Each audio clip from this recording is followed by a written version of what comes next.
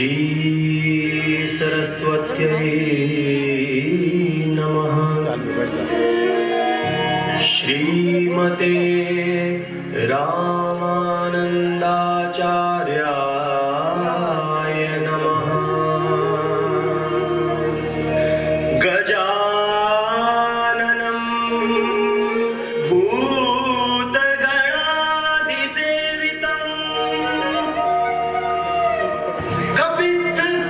जम्बुफलचारुभक्षणम्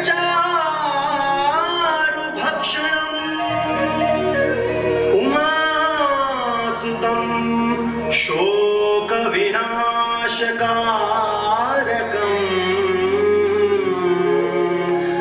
नमामि विघ्नेश्वर पादपङ्कजम्।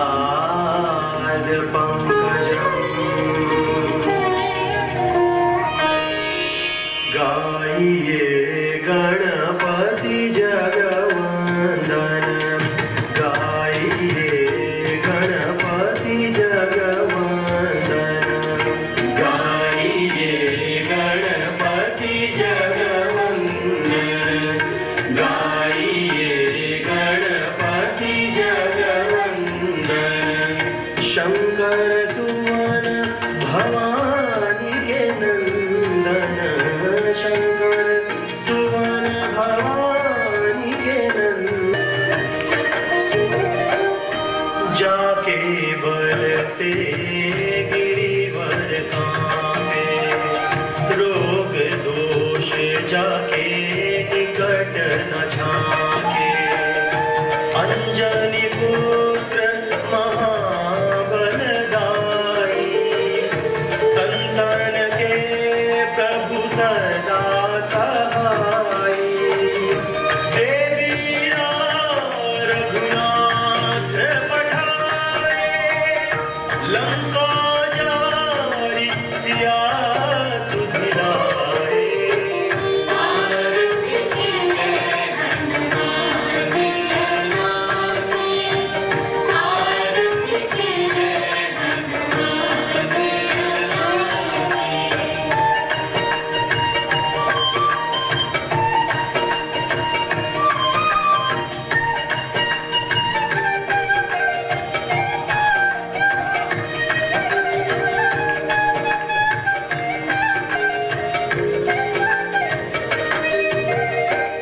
सुर नर मुनि आरती उतारे, जय जय जय हनुमान उचारे। कंचन थार कपूर लो छाई, आरती। कोई सूत्र नहीं। महाराज मनु ने राजपाट त्याग दिया, वन को चले गए। वहां सैकड़ों वर्षों तक घनघोर तपस्या की, तब जाकर प्रभु मिले। शबरी के मन में अथाह प्रीति थी। उसने लंबी प्रतीक्षा रूपी साधना की, तब जाकर प्रभु मिले।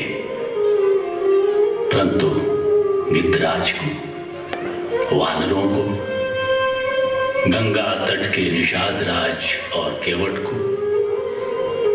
कैसे मिल गए इतनी आसानी से?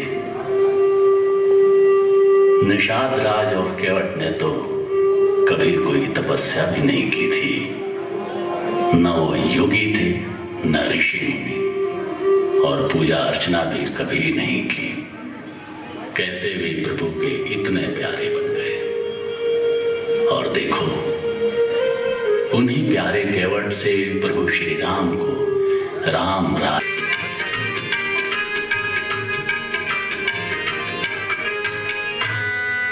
गंगा तट पर है और प्रयाग से 8 कोस की दूरी। ऋषि मुनियों की तपोभूमि, ये शस्य श्यामला है पूरी।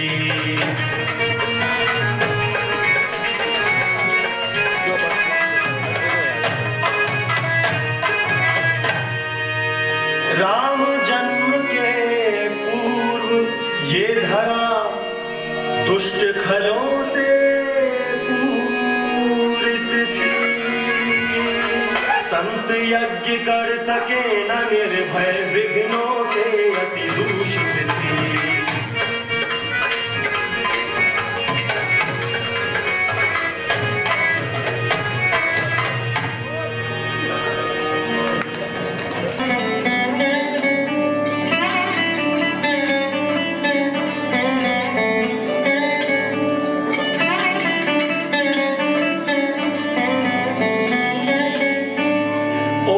गणपतये स्वाहा। ओम गणपतये स्वाहा। ओम नारायणाय स्वाहा। ओम नारायणाय स्वाहा। ओम रंगनाथाय स्वाहा।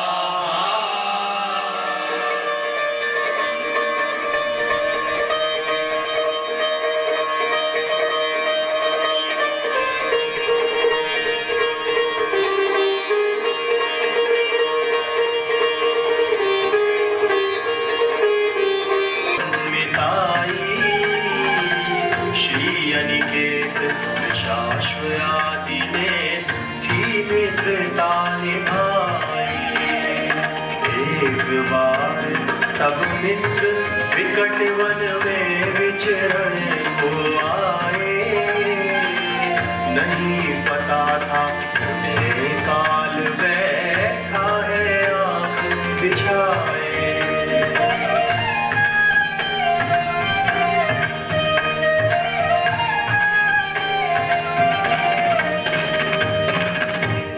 निशान, कितने घने वन में ले आए हो आज तुम हमें। हाँ भैया, यहाँ तो दिन में भी अंधेरा छाने लगा।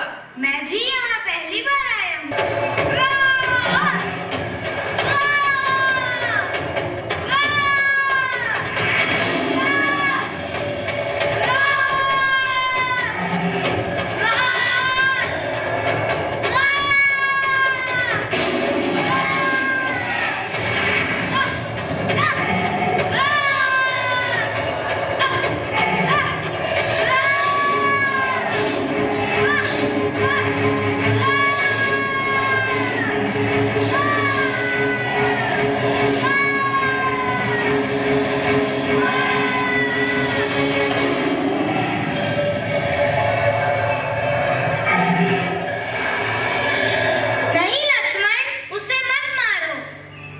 राम, तुम सब कुशल तो हो ना?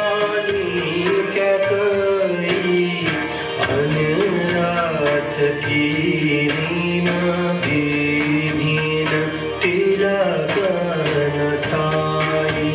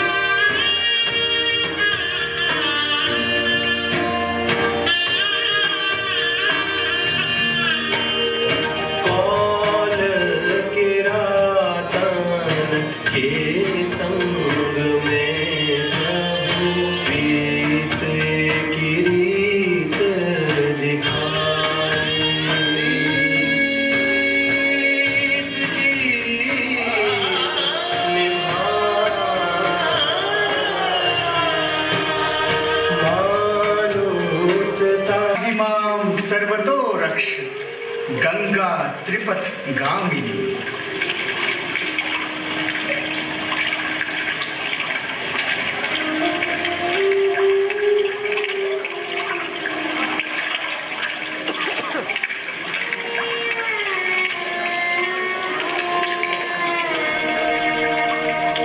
अनुज सहित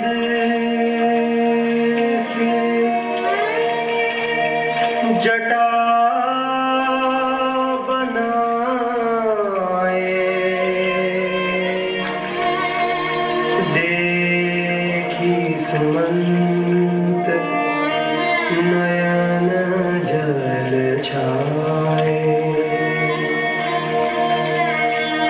देखी सुमन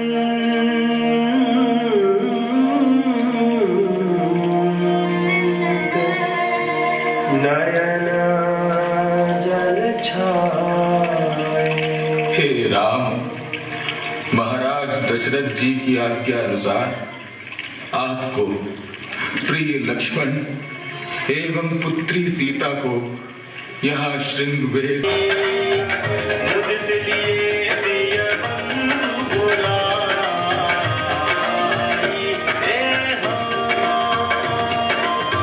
लिए फल मूल भेटी परिभारा। मिलन चले उधियर छुआ पारा। मिलन चले उधियर छुआ पारा। प्रभु श्री राम की जय हो, प्रभु श्री राम की जय हो। प्रभु के श्री चरणों में निषाद राज का प्रणाम। करी दंडवत भेंट करिया। प्रभु ही विलोकत अति अनुराग। इतनी देर से महाराज खड़े हैं और तुम उठ तक नहीं सकते? क्यों उठूं? उठे वो जो बुलाए। मैं कोई ऋषि मुनि तो हूं नहीं जो महाराज को हमेशा बुलाते रहते हैं। बताइए महाराज, मैंने बुलाया है आपको। ठहरो लक्ष्मण, बताओ केवट, अभी तुमने कहा कि तुम्हें महाराज से डर नहीं लगता, ऐसा क्यों कहा? अरे, सगरे संसार को पार उतारने वाले स्वयं मुझसे पार उतारने के लिए कह रहे हैं, तो डर कैसा? आप भी तो जीवों को पार उतारते हैं तो अपने नियमों से उतारते हैं ना, कि भाई ऐसा ऐसा आचरण करो, ऐसी ऐसी भक्ति करो, ऐसी ऐसी साधना करो, तब हम तुम्हें पार उतारेंगे, नहीं तो नहीं उतारेंगे। तो आप जैसे नियमों का पालन करते हैं वैसे ही मैं भी अपने नियमों का पालन करूंगा। इसलिए मैं जैसा जैसा कहूं आपको करना होगा। बोलिए हाँ। और छोटे महाराज, आपसे तो मैं बस इतना कहूं कि मरने का डर मुझे है ही नहीं। तो फिर किस बात का डर है, बताओ। छुअत शिला भई नारी सुहाई। पाहन दे न काठ कठिनाई। छुअत शिला भई नारी सुहाई। पाहन दे न काठ कठिनाई। छुअत शिला भई नारी सुहाई। पाहन पे न काठ कठिनाई।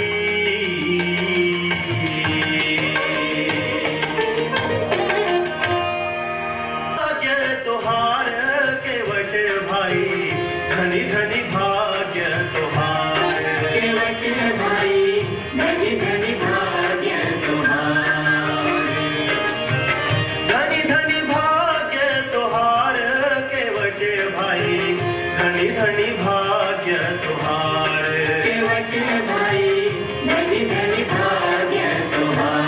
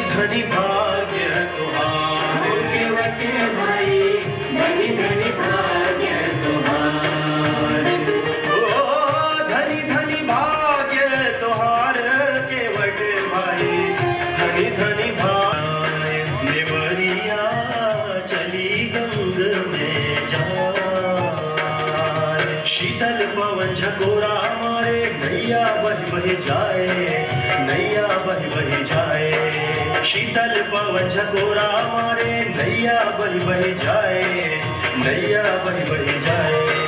कैसी लीला, कैसी लीला है ये प्रभु की कोई समझ न पाए। नेवरिया चली गंग में जाए, नेवरिया चली गंग में जाए।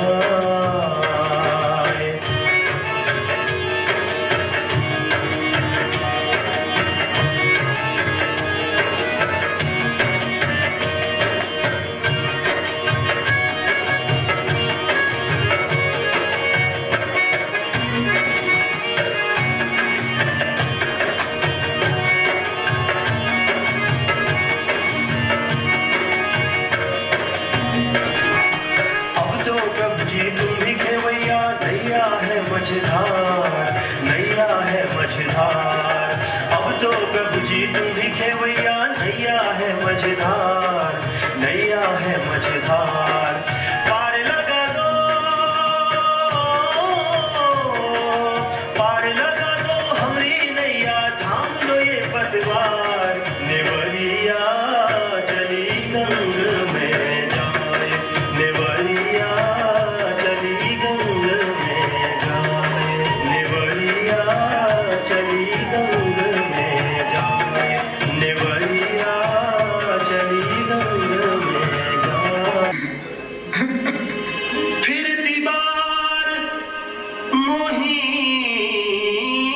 जो देवा, सो प्रसाद में सिर धरी लेवा। लौटते समय जो आप देंगे मैं उसे सिर पे धारण कर लूंगा। परंतु लौटते समय ही क्यों? महाराज, मैंने सुना है कि आप जिसको पार उतारते हैं उसका आना जाना ही बंद हो जाता है। ऐसा मैं नहीं चाहता। मैं तो चाहता हूं कि आपको पार उतारूं तो आपका आना जाना बना रहे प्रभु, बना रहे। तो केवट के इन वचनों से ही श्री रामचंद्र की जीत हुई। सहृदयता देखी जब उनकी, गहरी पद पंकज प्रीत हुई।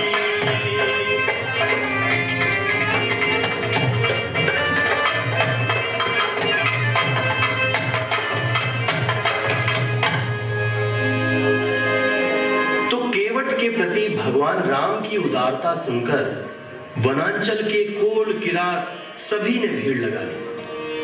अगर वो साधना तपस्या वर्ण आदि दृष्टि से विचार भेंट धरियागे, प्रभु ही विलोकनियति अनुरागे।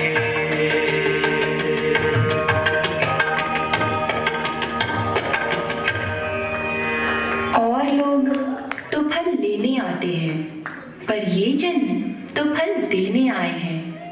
आपसे सब कहते हैं पार उतार दो, पार उतार दो, पर केवट ने तो आपको ही पार उतार दिया। बंधुओं, आपकी इच्छा यही थी न कि मैं यहाँ पर किसी ऋषि मुनि के आश्रम में न ठहरूं, तो यहाँ इस वन में आकर ठहर गया। ठीक किया ना? हाँ महाराज। महाराज, वन मां अब अपना का कौनो संकट नहीं, हम अपना का रास्ता बताओ।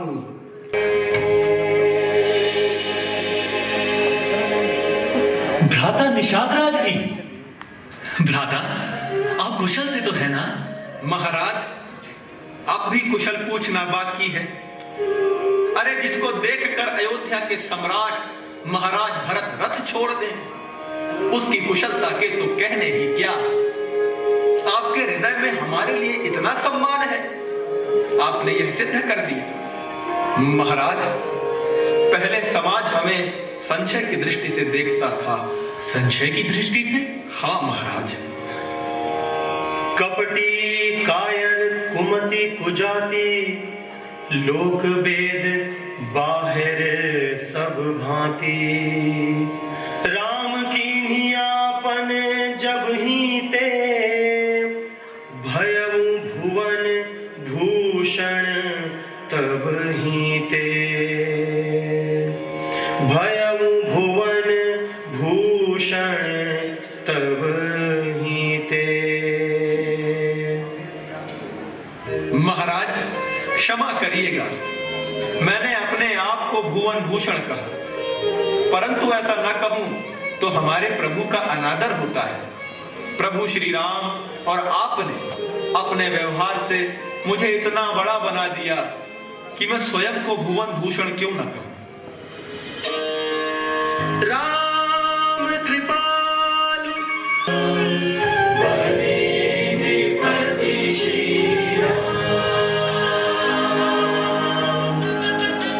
प्रभु श्री राम अवध नरेश हो गए। अयोध्या के विशाल साम्राज्य के सम्राट हो गए। राज्याभिषेक के अवसर पर देश विदेश के समस्त राजा महाराजाओं को आमंत्रित किया गया, ऋषि मुनियों को आमंत्रित किया गया और उसी आदर और सम्मान के साथ वनांचल के उनके प्रिय मित्र निषाद राज, उनके संगी साथी प्रिय सखा केवट, समस्त वानर वनवासी जन समुदाय को भी आमंत्रित किया गया। गुरु वशिष्ठ कुल पूज हमारे इनकी कृपा धनुज रन मारे। गुरु वशिष्ठ कुल पूज हमारे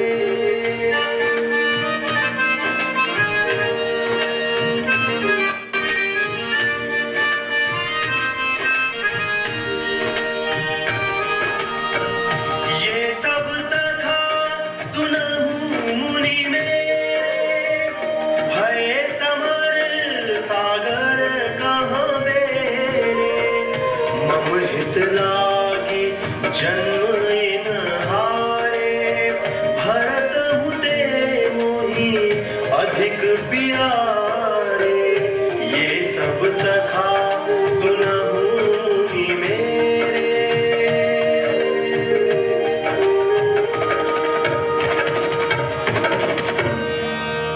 ये सब कौन है राम?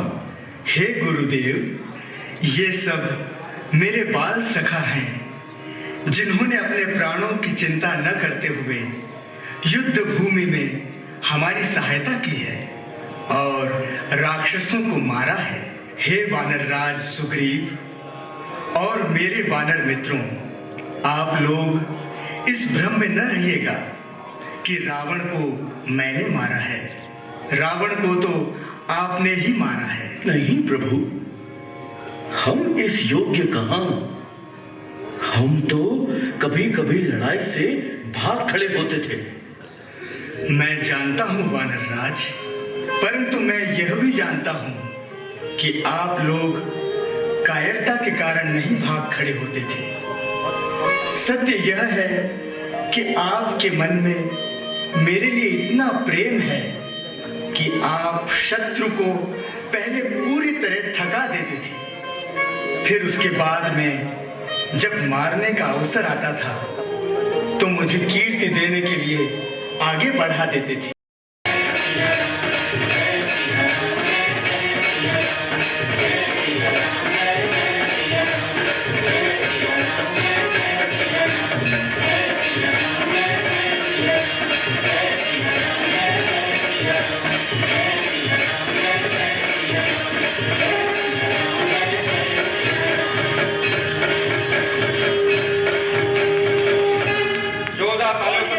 रामचंद्र की अद्भुत प्रस्तुति अतुलनीय प्रस्तुति सादराज जी की अतुलनीय प्रस्तुति भैया की अद्भुत प्रस्तुति आपके सामने थी पावन लोक मंच की। इन बच्चों के लिए बहुत जोरदार स्वागत कीजिए। निर्भय बनाने ये थी पावना लोक मंच की नवीनतम नई प्रस्तुति निशांत राजगुरु। प्रस्तुति थे जनजातीय लोक कला एवं बोली विकास संस्कृति मंत्रालय मध्य प्रदेश शासन की, और निर्देशन था संदीप श्रीवास्तव जो कि जिले के जाने माने प्रसिद्ध रंगकर्मी है। अद्भुत प्रस्तुति होती। क्या हुआ? गंदी मर गई? कहीं गिर गई। ये इतना कचरा क्यों फैला दिया? वो कचरे पर क्यों गिरी? बापूजी, ये कचरा मैंने नहीं फैलाया। मैंने नहीं फैलाया। ये केले के छिलके, अंगूर के बीज और आंवले के पत्ते किसके हैं? बापूजी, जरूरी कचरू काका के होंगे। हाँ भाई, ऐसी हरकत कर सकता है, लगा आवाज। काका, ओ कचरू काका। काका, ओ काका, कचरू, ए कचरू, ए कचरिया।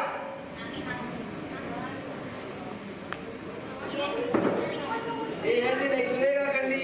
ये रुपए का सिक्का किसका है? वो मेरा है। इधर आ जाओ, ले जा।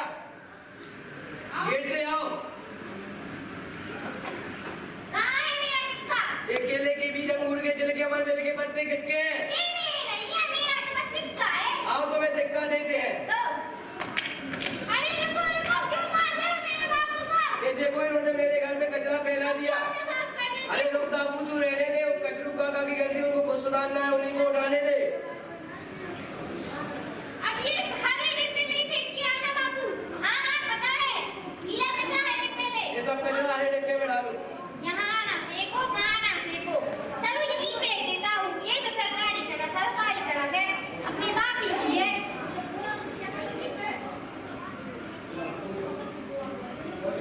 अरे वो छोड़ दो।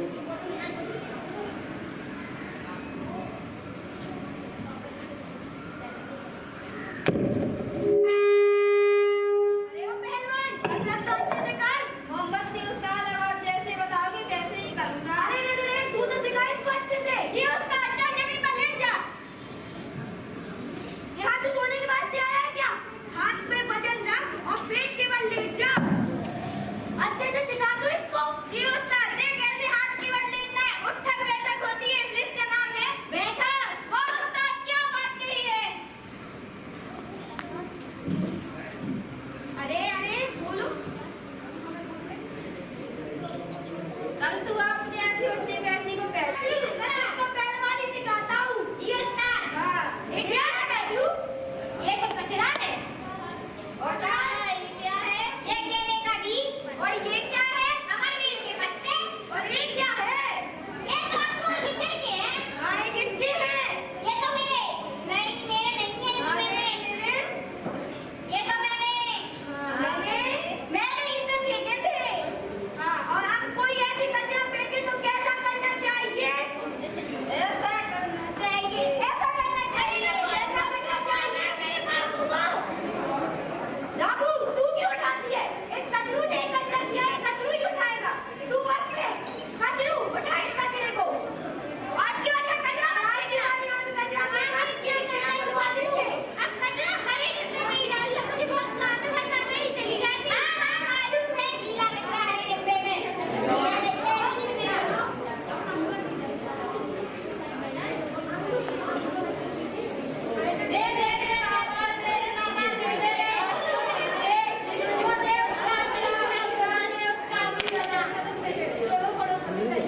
मैं तो तैयार हूँ। बहुत कल रात गेम खेलने का थोड़ी देर हो गई थी। चलो चलो।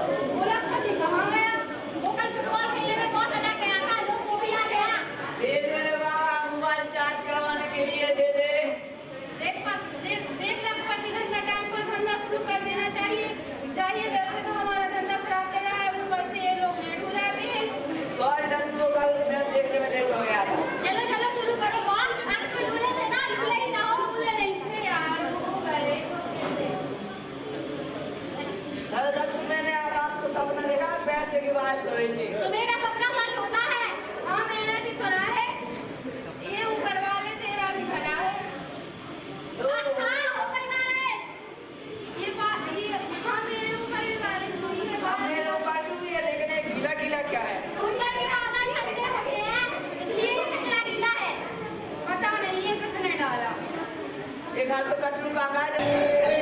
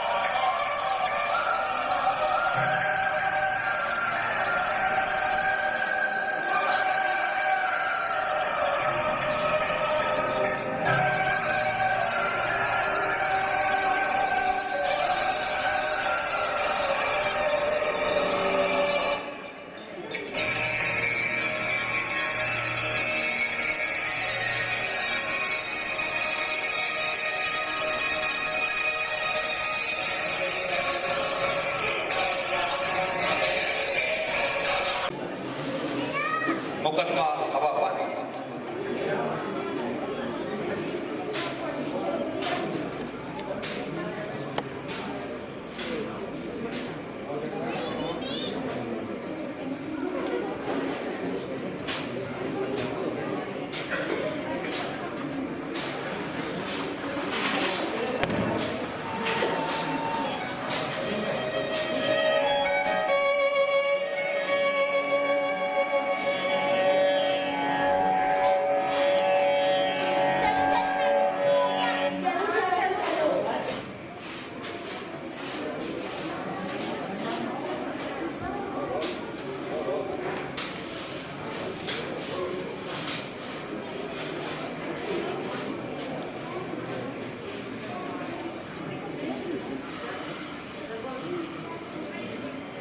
किसान हूँ और सूखे ने मेरी पूरी फसल नष्ट कर दी है। मैं एक दूध बेचने वाली हूँ, इतना पानी देने से मेरे सारे जानवर मर गए। मैं एक अफसर हूँ और मुझे पानी पीने में डाला मेरे बच्चे की मृत्यु हो गई। मैं एक व्यापारी हूँ, बाढ़ में मेरा घर और दुकान सब बह गए। मैं पानी हूँ और इस सब की जिम्मेदार है। अरे अरे आप लोग लड़िए मत, अपना अपना काम करिए। चलो चलो।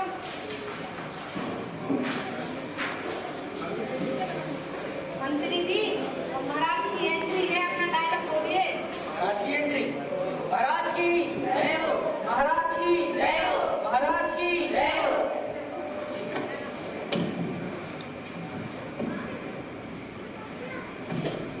मंत्री जी, शिकायत करने वाले लोग आ गए हैं। हाँ महाराज।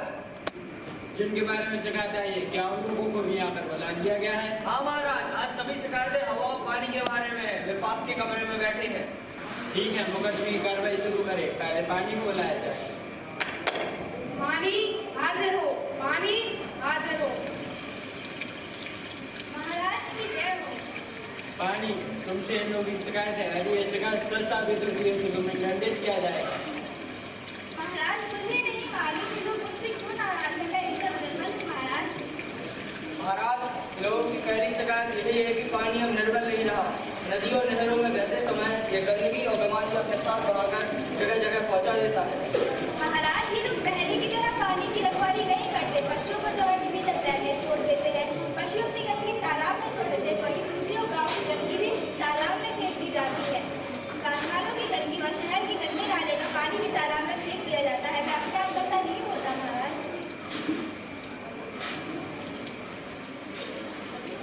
और कोई शिकायत? महाराज, ये तो मान लिया, पर कहीं बरसना कहीं नहीं बरसना, है तो पानी की मनमानी है। महाराज, उस पानी की मटकी कहाँ चलती है जहाँ ढलान हो, जहाँ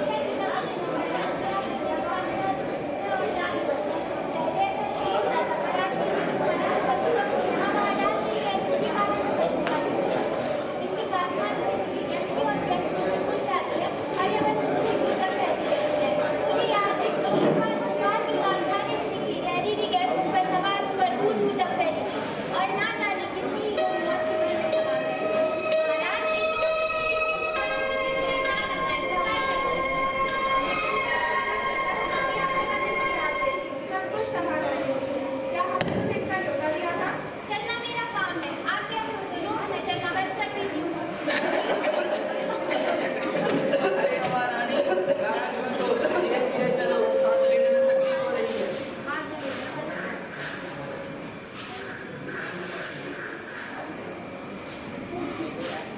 कोई शिकायत?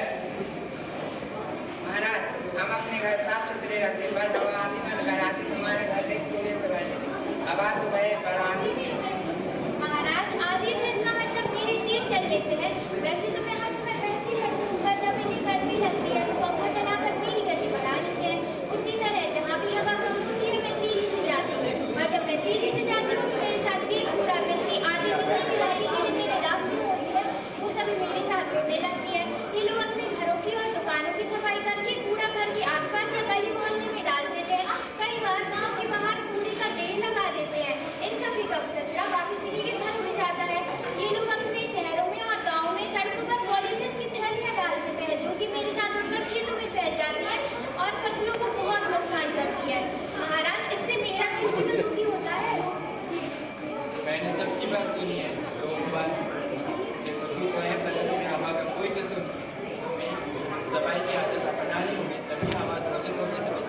चाहिए कि हवा और पानी को अपना दोस्त मानकर उन्हें नुकसान न पहुंचाएं। जीवन में बचाव है। महाराज की जय हो, महाराज की जय हो, महाराज की जय हो।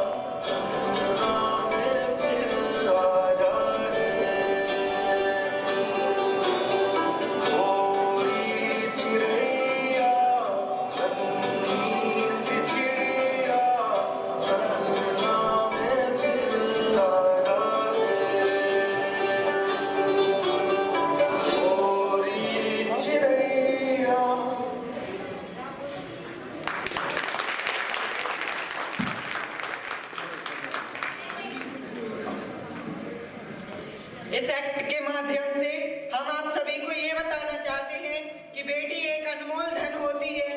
बेटी हमारे बुढ़ापे की लाठी है। हमें बेटियों को और लड़कों के बीच में कोई भेदभाव नहीं करना चाहिए। बेटियों को ज्यादा से ज्यादा पढ़ाना चाहिए। धन्यवाद। बेटी अनमोल होती है। बेटी बेटों में कोई भेद नहीं करना चाहिए। बहुत ही सुंदर संदेश समाज के लिए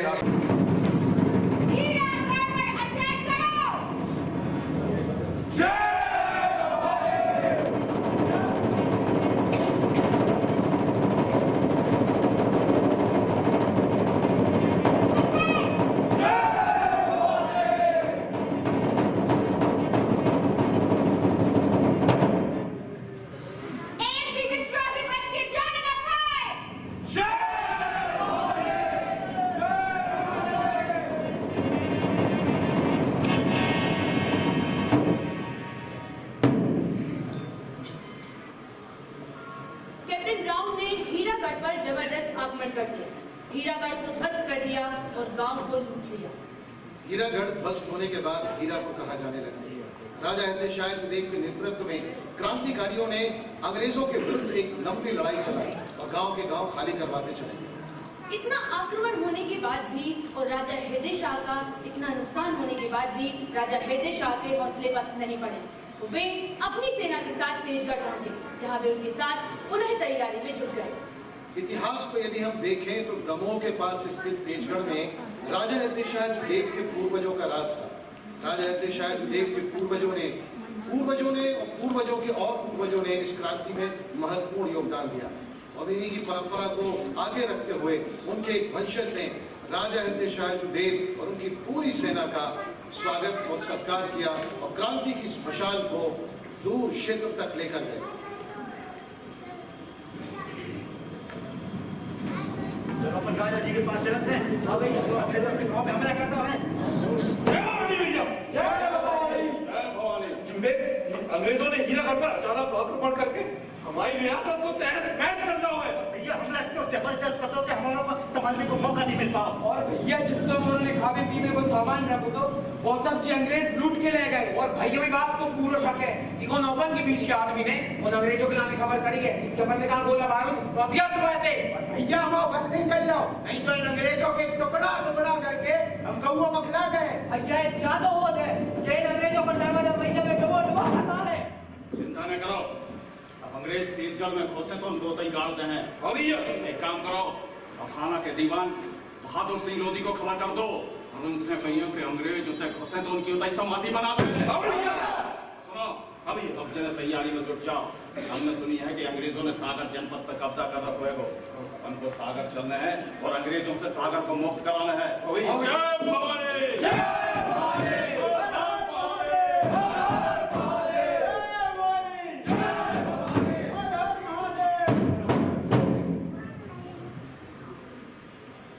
अंग्रेजों ने दमोह के पास स्थित यस सर, और सोचना होगा। हमें वहाँ किसी आदमी को जासूस बनाकर देखना होगा। सर, एक आदमी है जिसका नाम मर्दान सिंह है। वो हेड दिशा के बहुत करीब है। वो हेड दिशा को पकड़वाने में हमारी मदद कर सकता है। सर, मैं मर्दान सिंह को जाता हूँ सर। ठीक है, हम इसी योजना पर काम करेंगे। मर्दान सिंह को जिम्मेदारी सौंपी जाए और जो भी पैसा वैसा देना पड़ेगा हम जरूर देगा। Yes sir, very soon we will arrest Raja Hirdeshah. Yes sir. इस बुंदेली रिवॉल्ट को मिट्टी में मिला दो। Yes sir. Parade, follow me.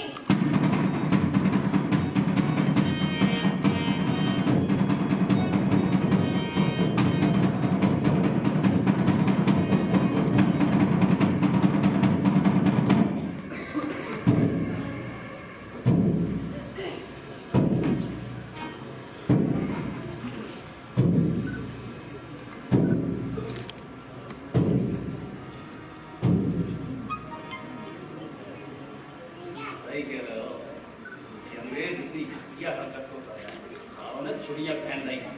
या मर्दान सिंह तो देशभक्त हैं और जो अंग्रेज हैं अपनी दम मिलाने की कोशिश कर रहे हैं। कर लें दो, जितनी कोशिश कर रहे हैं कर लें दो। इन अंग्रेजों में कितनों दम है हम देख ले हैं और अपने लोगों को अपने साथ मिला भी लें दो। एक काम करो, मर्दान सिंह को खबर भिजवा दो कि अंग्रेजों को पहाड़िया के पार वाले जंगल में बुला ले गए। सुनो, गाड़ी में जुट जा, अंग्रेज चूड़ियां पहन कर पकड़ में आ रहे हैं। लेकिन उन अंग्रेजों के लाने बुलवाने कब है? एक हफ्ता बाद अमावस्या की काली रात को संदेशा भिजवा दो। सब जने तैयारी में जुट जाओ। जैसे ही अंग्रेज जंगल में घुसे बिना उतरे न जाओ, सुनने छिपाने अंग्रेजों को सबक सबक सिखा दे, सबने पढ़ गए पढ़े तुम्हारे। अंग्रेजों को सबक सिखा दे, सबने पढ़ गए पढ़े तुम्हारे।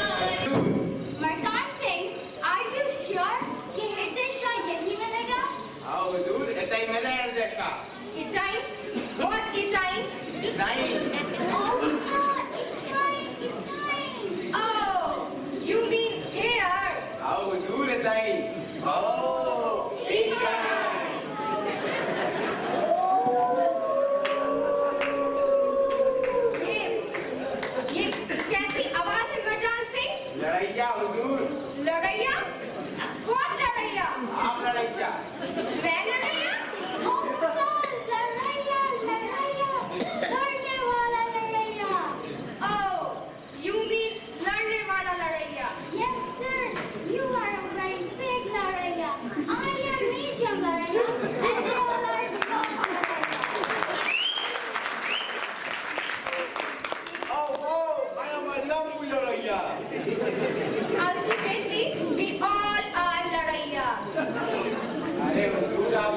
वही लड़ाइया। सर मुझे किसी ने मारा। ये फालतू की बकवास मत करो, चुपचाप चलो। आई सर मुझे भी किसी ने मारा। ये तुम्हारा वहम है, चुपचाप चलो। सर मुझे भी किसी ने मारा। Sir I think there's a ghost. Ghost? You mean भूत? अरे हुजूर चिंता न करो, जंगल में कई आत्माएं भटकती रहते, वे भूत बन के लोगों को डराते हैं। लगता है मुझे भी किसी ने मारा।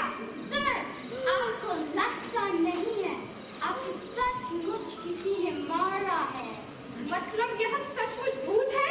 सही कह रहा भाइयों, तुम्हारे बुंदेली भूतों में घिर गए हो।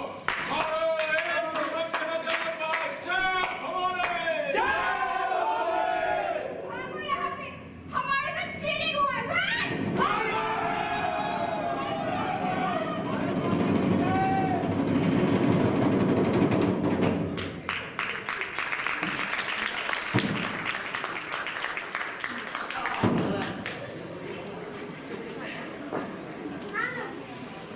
अरे बैठ के खाना खाओ, भोजन करो, बहुत बड़ा खुशी को दिन है। अंग्रेज कैसे दुग्धवार के जंगल से भागे हैं। तो सुनो तो, एक अंग्रेज के लोग इतने भूत हैं। हमने कही हो तुम्हारा बुंदेली भूतों में घर गए हो, ऐसे भगे बच्चे कुर्रू लगा कर। एक तो सुनो, एक दूसरे गिरो तो जनेटों में मिलेगा। अरे भैया, जब हमने उनसे कही थी तुम्हारी हो लड़ाइया, तो वे कह रहे भैया मेरी बेटे लड़ाइया। भैया की लंबे लंबे तो तू कहते आया लंबू लड़ाइया। अच्छा हृदय शहर को घेरने के लिए इलाहाबाद, झांसी, बनारस, कानपुर, नागपुर और इटावा से हमारी फौज को बुलाया जाए। इस बात की घोषणा कर दी जाए कि राजा हृदय शाह के इस विद्रोह में उनके भाई श्यामल सिंह खांजू एंड गजराज सिंह सभी शामिल हैं। एंड उनके फैमिली मेंबर्स को जिंदा या मुर्दा पकड़ने के लिए भी इनाम की घोषणा कर दी जाए। सर हमें एक चाल चलनी होगी। हमें राजा हृदय शाह के नाम करते हुए उनकी विरासत एवं संपत्ति वापस करनी होगी। हो सकता है अगर हम ये चाल चले तो राजा हृदय शाह को हम लोग जल्द से जल्द अरेस्ट कर पाएंगे। राजा हृदय शाह को हम जरूर अरेस्ट करेगा। आगे तुम एक काम करो, जबलपुर जिले के हर 10 मील पर वॉच टावर खोल दो। Yes sir. Parade follow me.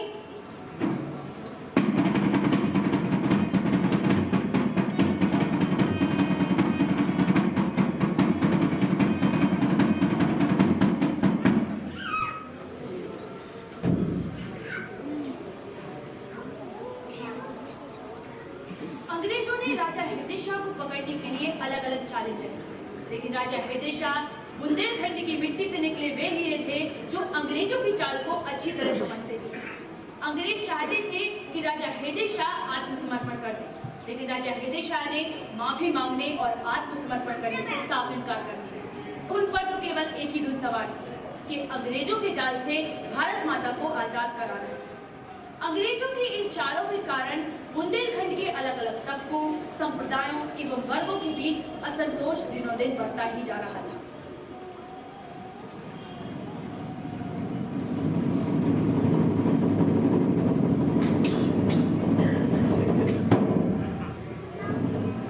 जय भवानी भैया। जय भवानी भैया जी, अभी तो बहुत ही भैया जी अभी तो बहुत ही बौखला से गए हैं। सही कह रहे भैया, अब तो तनक तनक दूरी पे हमारों की गतिविधियों की जानकारी के नाते अंग्रेजों ने जासूस लगा रखे भैया। हाँ, हमने भी सुनी है। इन अंग्रेजों ने दमोह, होशंगाबाद और बैतूल में बहुत ज्यादा पुलिस बल बढ़ा था को। ये ऐसे तय कर रहे भैया, ऐसा इसे कर रहे हैं। अंग्रेज सोच रहे हैं कहते हैं शासन कर रहे हैं, और हमारों के रहते भी ऐसा करने पे हैं। जय भवानी भैया। जय भवानी। अभाना के दीवान बहादुर सिंह जी के जैसे कोई आओ है और वो आपसे बिल्कुल चाहते हैं। अंदर ले आओ। आओ भैया। जय भवानी भैया। जय भवानी। बोलो, दीवान साहब किधर से आए हो? आओ भैया। क्या खबर लाया हो? मेरे दीवान बहादुर सिंह ने जो पत्र भेजो है, बताइए ये आसपास के जितने भी क्रांतिकारी हैं सब पिलाने रसद और हथियार इकट्ठे करवाओ और तैयारी करो। और जा भी गई है कि आसपास के जितने भी क्रांतिकारी हैं वे सब आपको इन मित्रों में साथ देने के लिए तैयार है। शाह के दीवान साहब से हमारा प्रणाम कहियो और उनसे कहियो कि चिंता करने की कोई जरूरत नहीं है। इस समय हमारे संग ईश्वरी सिंह, गजराज सिंह, खान जी और हिंडोरिया के ठाकुर किशोर सिंह और आप स्वयं जब की लड़ाई में हमारे साथ हो तो चल लड़ाई। वो उस समय जाकर हैं ज्यादा से ज्यादा आदमियों को शामिल करते हैं। पवित्र नर्मदा मैया के फरमान और गिरधारी घाट पर कब्जा करने हैं। कछु सूचना मिली है कब आ रहा है अंग्रेज परमाणु गिरधारी घाट? बिल्कुल भैया, बिल्कुल पक्की खबर है। 3 महीना के बीच में लेफ्टिनेंट फ्रेजर अपनी पूरी टुकड़ी के संग गिरधारी घाट की तरफ आ रहा है। तो जो ही सबसे अच्छे मौका है वो दर्दा पहुंच भी हो। ऐसा ही अंग्रेजों की संजय मिलकर उनकी जमाने खबर देता रहो। भारत माता की जीत निश्चित है। जय भवानी, जय भवानी, जय भवानी, जय भवानी, हर महादेव, हर महादेव।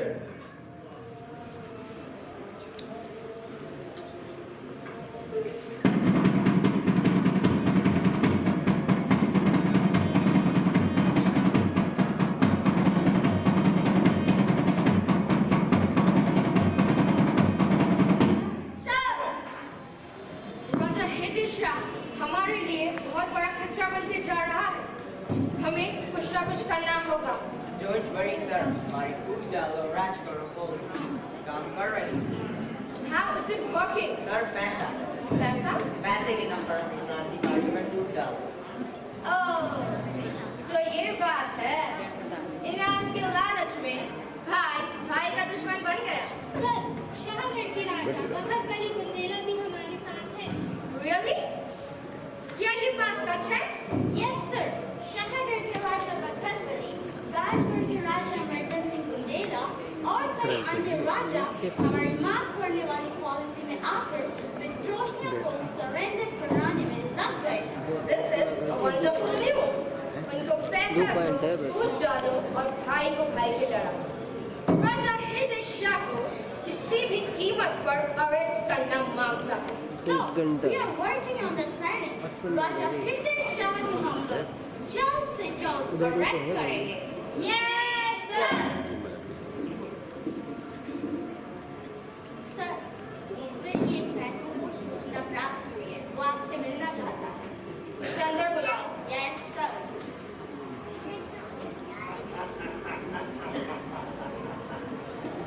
हुजूर की जय हो। हुजूर बोलो, क्या सूचना लाए हो? हुजूर, हम आपसे लाने एक बहुत ही महत्वपूर्ण सूचना लेके आए हैं। हुजूर कौन सी सूचना? हुजूर, राजा हृदय साहब बहुत ही बड़ी योजना पे काम कर रहे हैं। हुजूर कौन सी योजना? हुजूर, राजा हृदय साहब आप औरों को मार भी दिलाने अपने पूरे रिश्तेदारों, बुंदेली जमींदारों और सहयोगियों के संग आके कटरा भी गिरा में रुके हैं। हुजूर This is a great news. और उसके आगे ही क्या प्लानिंग है? हुजूर, जैसे बियोरे दमू की अफाना और बालाकोट जिले और फिर जैसे कीरबना और पंचम नगर जाके रुके। हुजूर हाँ, और उसके आगे? हुजूर, वो जैसे बियोरे पन्ना की सिमरिया जाने वाले हैं। हुजूर अभी कौन है जो उनकी मदद कर रहा है? हुजूर, अब उनके संगे अफाना के दीवान बहादुर से लोधी और नरहट के जागीरदार मधुकर साहब बुंदेला। इस पूरे घटनाक्रम में राजा हृदय शाह जी को पकड़ने के बाद नाटकीय परिवर्तन है।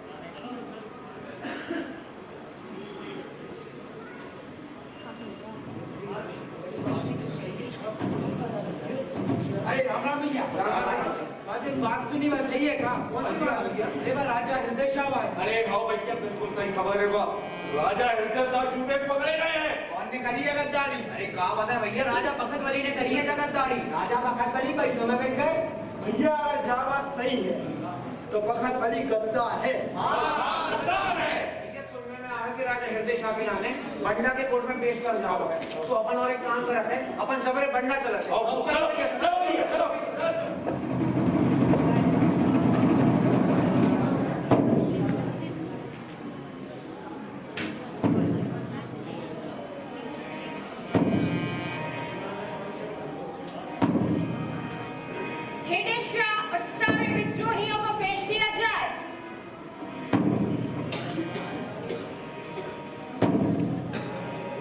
मेजर स्लीमन के सामने राजा हृदय शाह को पेश किया गया।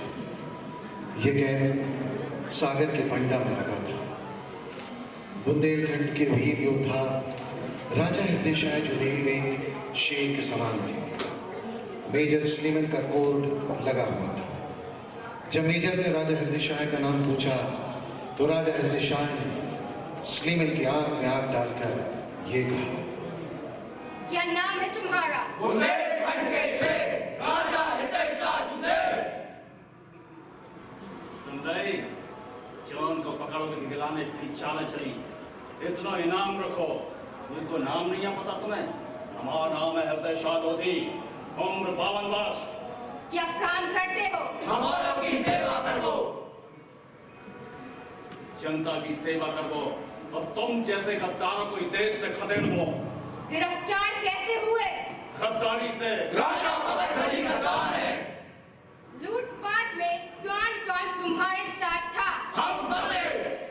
अब खाना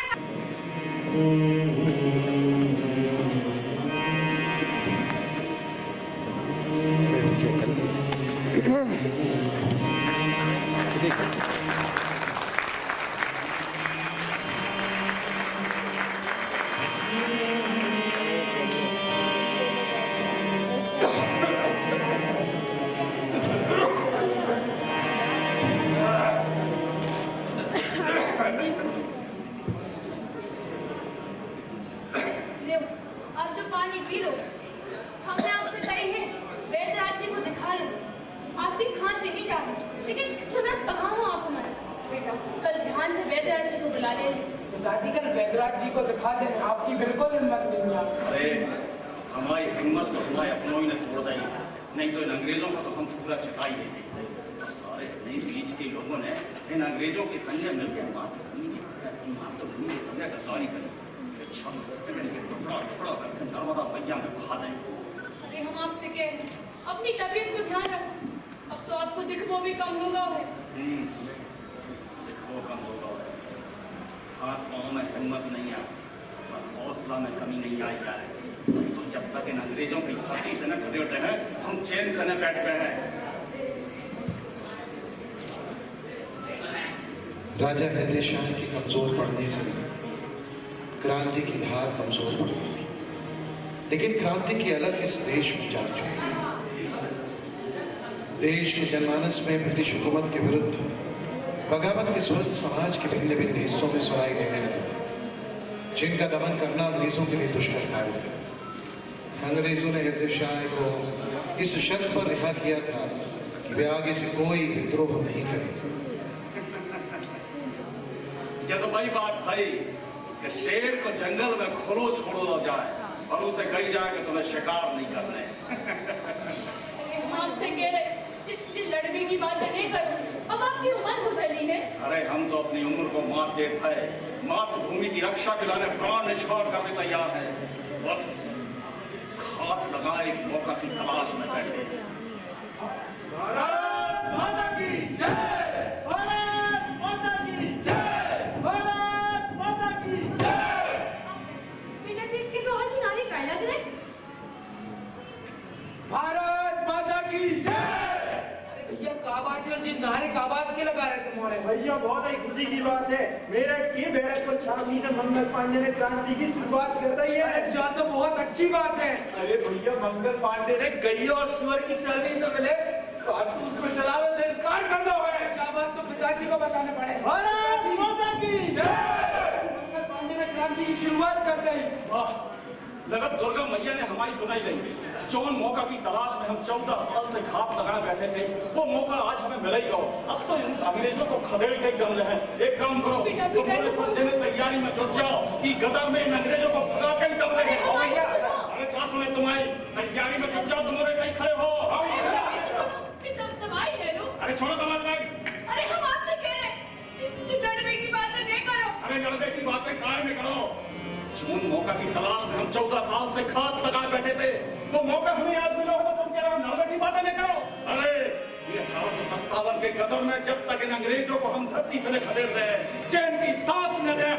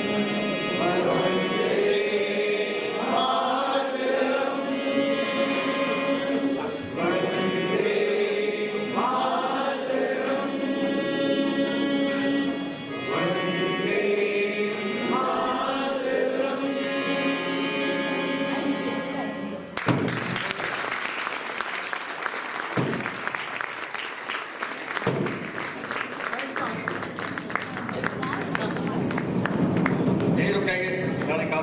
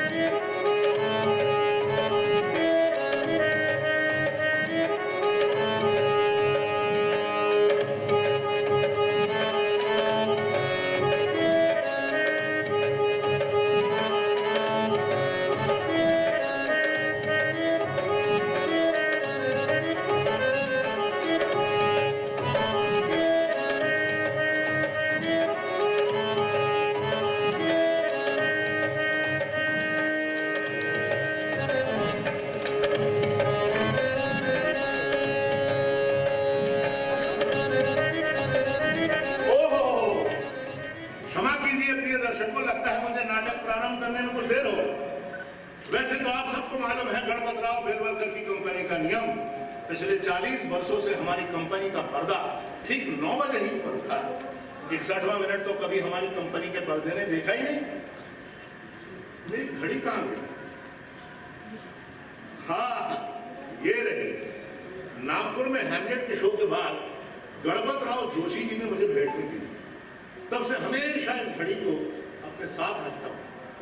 मन में एक भ्रम सा हो गया है कि जब तक ये घड़ी ठीक ठाक चलती रहेगी मेरी जिंदगी भी ठीक ठाक चलती रहेगी। लेकिन अब अधिक देर ना करते हुए ये नट सम्राट गणपत राव बिलवलकर आप सभी दर्शकों का स्वागत करता है, अभिनंदन करता है।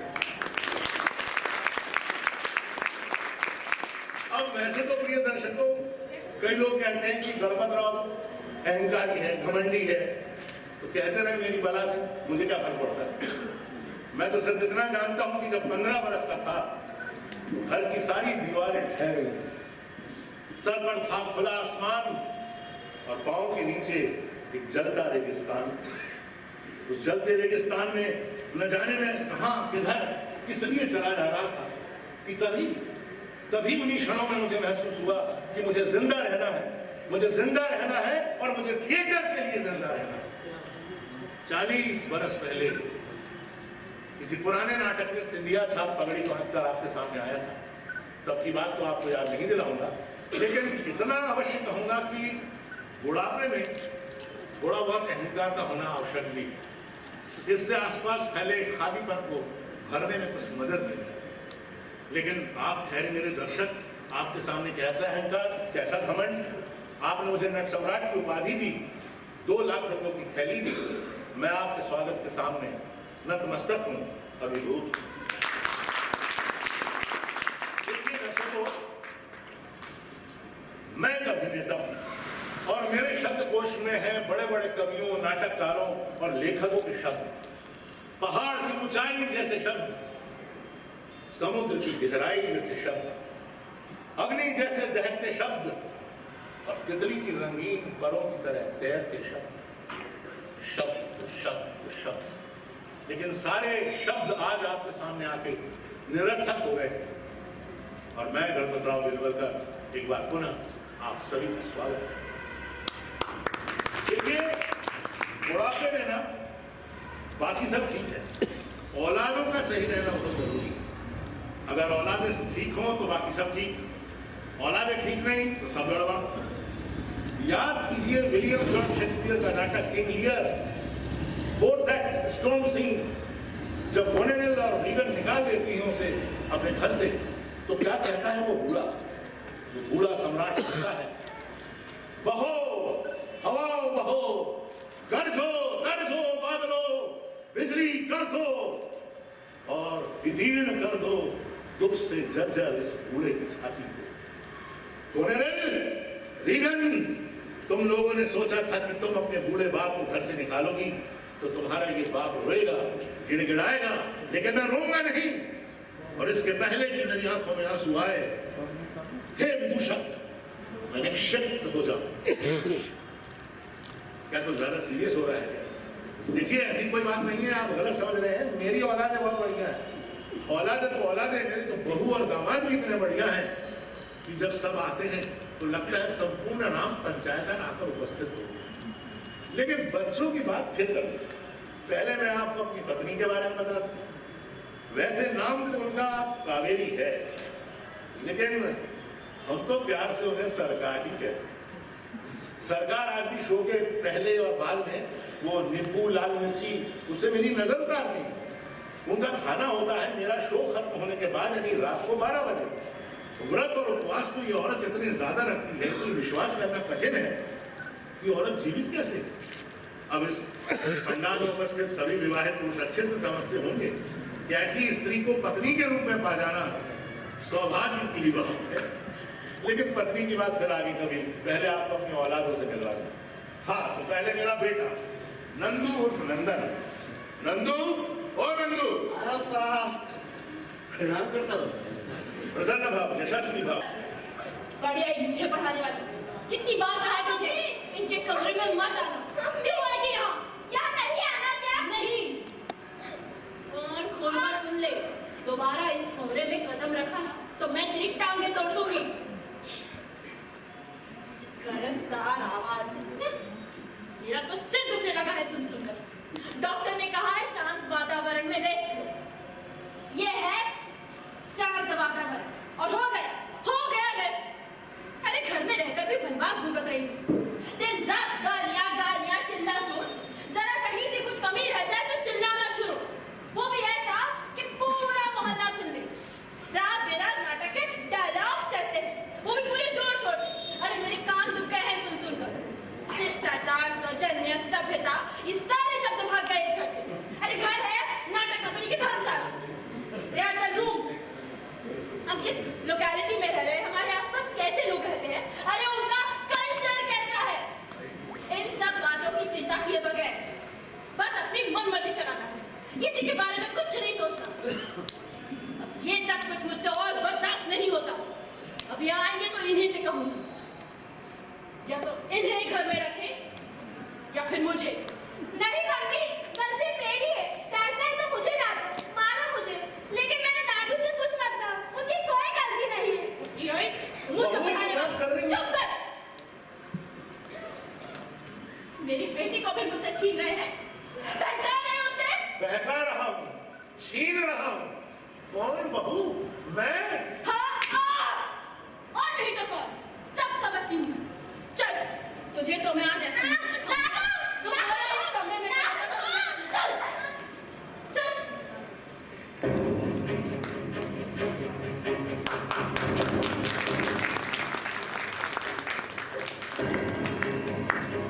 और बंद कर दिया उसने घर का दरवाजा। मैं सीढ़ियों से दौड़कर ऊपर बन गया और उस बंद दरवाजे को पीटने लगा।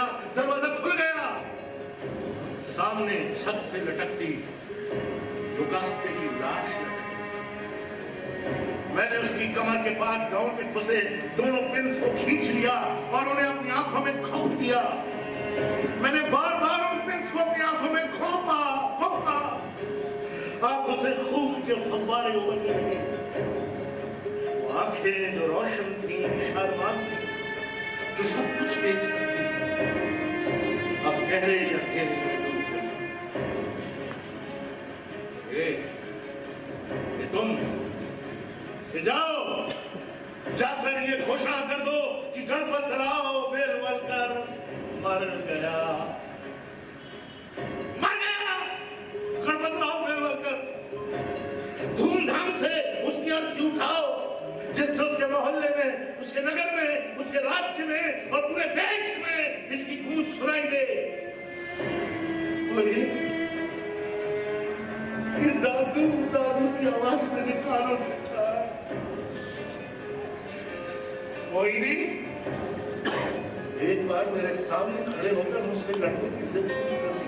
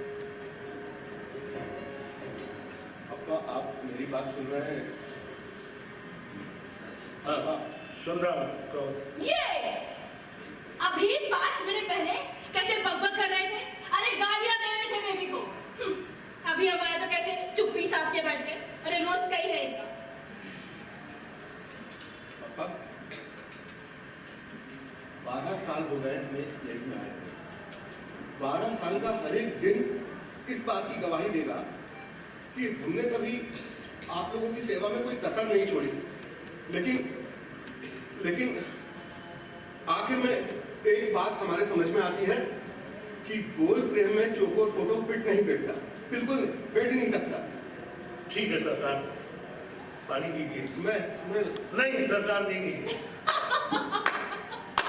वाह, ये एक और तमाशा। ये कहकर लोगों को जता देना चाहते हैं कि इनके बच्चे इनका कोई काम नहीं करते। नहीं बहू, अब बचा ही क्या है काम हम दोनों बुढ़ों के बीच में, जो है सब सिमट कर रह गया। लेकिन नंदू ठीक कहता है, गोल फ्रेम में चौकोर तस्वीर या चौकोर फ्रेम में गोल तस्वीर फिट नहीं बैठती ना, पर इसका भी एक उपाय है। अब्बा देखिए, मुझे तो मालूम भी नहीं कि आखिर हुआ क्या है। अच्छा, तुझे नहीं मालूम मेरे प्याले नंदन तो बेटा तू अपने कमरे में अपने झूले से बाहर निकल कर कैसे आ गया? और वो तेरा झुंझुना का है, झुंझुना अच्छा नहीं मालूम तुझे।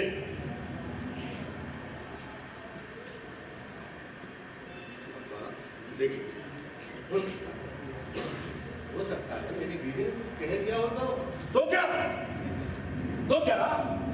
अरे तो क्या कर लेगा तू?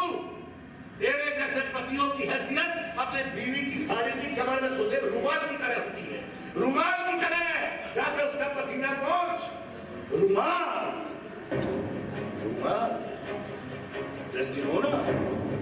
जो रुमाल मैंने तुम्हें टर्की से लाकर दिया था, तुमने उसे कैशियस को दे दिया।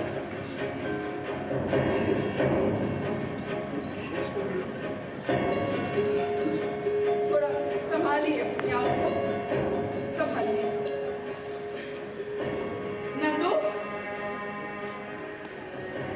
क्या तू भी? अरे आप लोगों का अधिकार था, ये तो चाहे कितना भी बड़ा हो, पर आप लोगों को ये नहीं भूलना चाहिए कि हम लोग एक कल्चर्ड लोगों की सोसाइटी में रहते हैं और इन्हीं कल्चर्ड लोगों की सोसाइटी में हमारा घर है। अरे तो ऐसा क्या कर दिया हमने जिससे तेरे कल्चर्ड लोगों की सोसाइटी में आग लग गई? मैं बताती हूँ क्या किया है आपने। क्यों चुप रहो?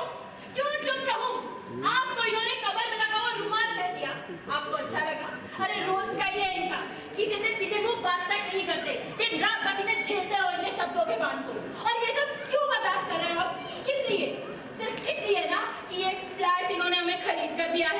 अरे इससे तो अच्छा मैं किसी झोपड़े में जाके सुते रह लूं। बस अब ये लोग बर्दाश्त नहीं होते। आपको दुख होगा, इसलिए पिछले 10 सालों से सब कुछ सहते हुए आ रही हूँ। कितने सपने देखे थे मैंने जब इस घर में प्रवेश किया था। मन में उत्साह नहीं, घर में शांति नहीं। कुछ भी करने से पहले 10 बार सोचना पड़ता है। इनके इस व्यवहार में घर में मेहमानों ने आना तक छोड़ दिया है। बड़े बुजुर्ग आते हैं तो इन्हें साफ सुन जाता है।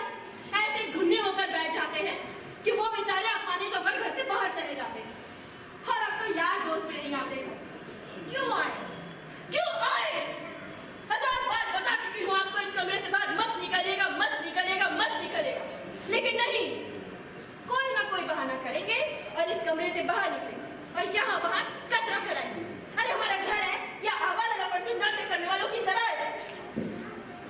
इनके इस व्यवहार से घर में नौकर चाकर भी नहीं दिखते। कौन सा बैठेगा ये सारा कचरा? हाँ, आई जरूर हाथ बढ़ाती है काम। लेकिन बस आप बीच बीच में गड़बड़ नहीं करेंगे और ना ही मुझ पर चिल्लाएंगे। पहले से ही कह देती हूँ। हाँ, नहीं चिल्लाऊंगा। बस गांव पहुंचने तक ये बात मुझे याद रहे तब। और सुनो। सुनो। आ जाता है ना कभी जुबान पर। अरे तो कहिए ना सरकार, शादी के बाद तो कई वर्षों तक यही सुनाई देता रहा। सुनिए जी, चाय पी लीजिए। सुनिए जी, आपने कपड़े प्रेस करके रख दिए हैं। सुनिए जी, ऐसा लगता था जैसे तपते बुखार के बदन पर किसी ने गुलाब जल के छींटे मार दिए। कहिए ना। कि वहाँ पूर्वानी की जो आंगन है ना, उसके लिए मेरे मन में बहुत सालों से एक अरमान है। उसमें हम अच्छे से बागड़ लगा लेंगे और उसमें एक सुंदर सा तुलसी का चौरा बनवा लेंगे। और वो हार बेचा था ना, उसके कुछ रुपए अभी भी हैं मेरे पास। कौन सा? अरे वो आपने सम्मान वाले दिन दिया था, जो मैंने बेच दिया था। उसके कुछ रुपए रखे हैं अभी ट्रंक में। और ये कुछ चूड़ियाँ हैं और अंगूठी रखे, बस इतना ही है।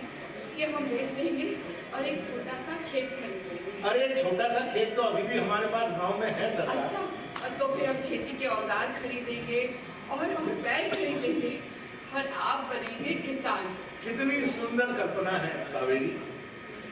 आसमान में भोर की सुरमई छटा बिखरते ही मैं बैलों को लेकर खेतों में चला जाऊंगा। वहां मैं किसानी करूंगा।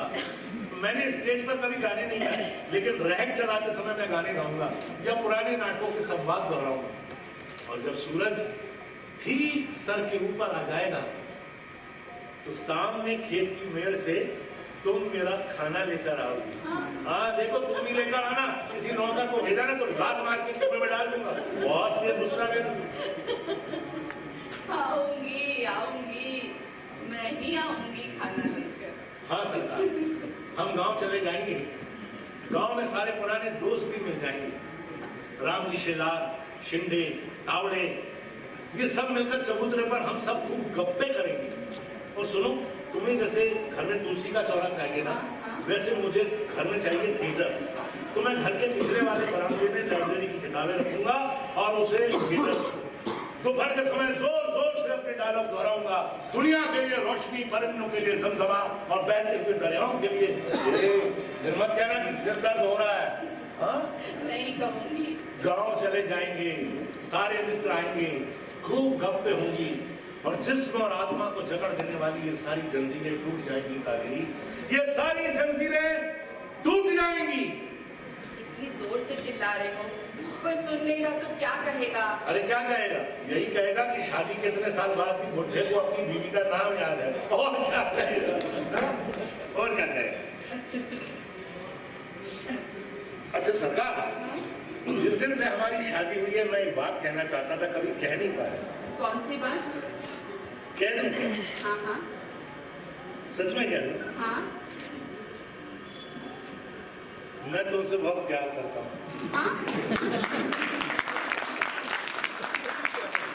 नहीं, हंसने की बात नहीं है, मैं सच में कर रहा हूँ। ये भी कोई कहने की बात है? मैं क्या मैं जानती नहीं। मैंने सोचा एक बार सबके सामने फिर से कह देता। आप पूछने का मन कर रहा है। अरे पूछिए ना। नाराज तो नहीं हो? नाराजगी की क्या बात? मेरी सौतें कितनी थी?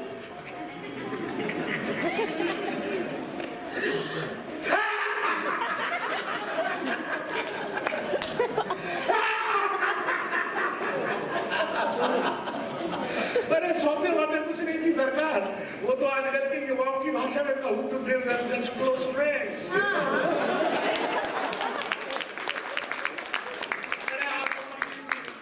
तो क्या पत्नी दोस्त नहीं हो सकती? होती है पर हाँ, मामला जरा कठिन जान पड़ता है। देख सरकार, देख ये पति नाम का जो जीव जंतु है ना, ये एक जहाज की तरह होता है। जहाज समुद्र में उतरता है बंदरगाह से और यात्राएं तय करता है कई दिशाओं में। ये यात्राएं भी कई तरह की होती हैं, शोहरत की, दौलत की, यश की, प्रतिष्ठा की, नाम की, सम्मान की। तरह तरह की यात्राओं से गुजरता जहाज विजय की पताका फहराता और पराजय की चोट सहता जब वापस लौटता है तो जहाज को शरण कहां मिलती है? बंदरगाह में। जीवन का वो बंदरगाह हो तुम, यानी पत्नी।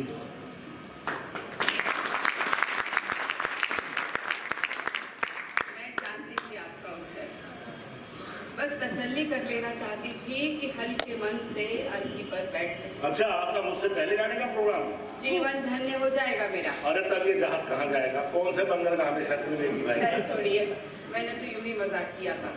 मैं इतने आसानी से मरने वाली नहीं और ना ही किसी को मरने दूंगी। ठीक है, उनके क्रोध का कुछ नहीं। सुअर के धड़ की तरह, लाश की तरह नाले में पड़ा तड़प रहा हूं मैंने अपनी बिटिया के घर में रुपए चुराए। मैं नक्सलवाद गणपतराव बेलवलकर, मैं चोर, मैंने बिटिया के घर में रुपए चुराए। अरे मूर्ख लड़की, गणपतराव बेलवलकर, जिसके ऊपर गणपतराव जोशी का आशीर्वाद है, पीठ के ऊपर खालिलकर देशपांडे का हाथ है, जो दर्शकों की तालियां पाकर कुबेर से भी ज्यादा धनी, इंद्र से ज्यादा भाग्यवान है, जो नाट्य देवता का पुजारी है, वो चोर है, वो चोर है। उसने रुपए चुराए अपनी बिटिया के घर में।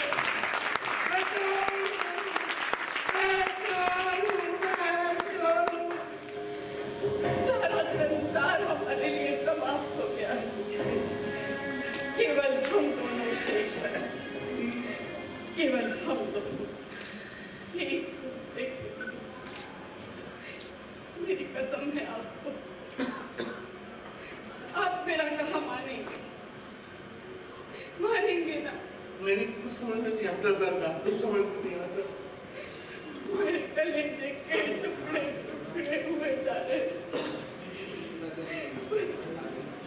पर मैं जीऊंगी आपके लिए। अगर मैं ठीक होती तो एक पल के लिए भी ये सब सहन नहीं करती। जिस तरह नंदू के घर से निकल पड़ी, उसी तरह यहाँ से भी इसी पल आपके साथ निकल जाती।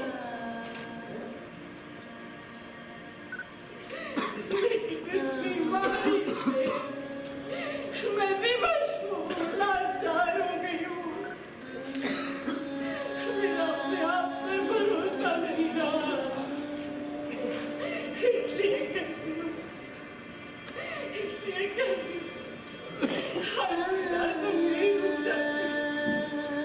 कल सुबह किसी को साथ लेकर मोरवाड़ी चले जाएंगे।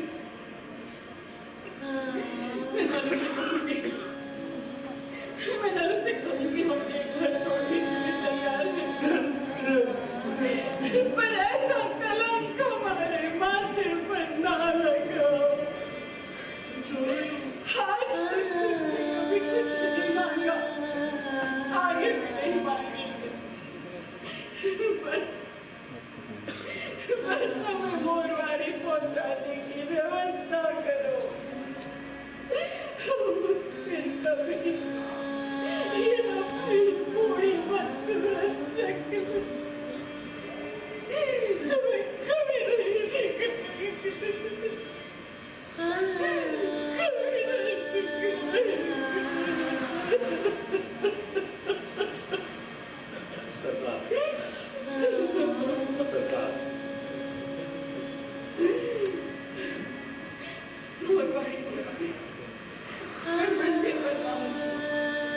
ये अमंगल स्वप्न हम भूल जाएंगे।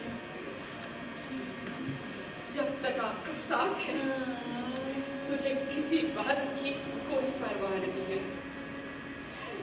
मैं टूटी नहीं हूँ, मैं टूटी नहीं हूँ।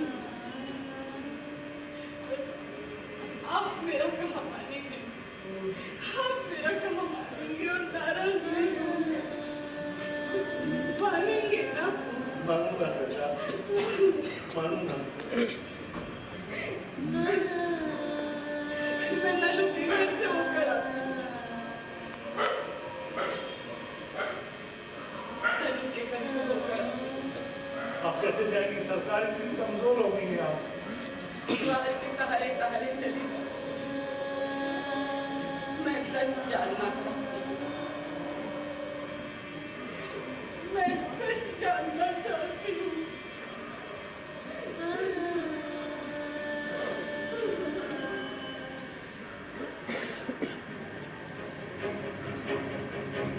चुनी और न चुनी,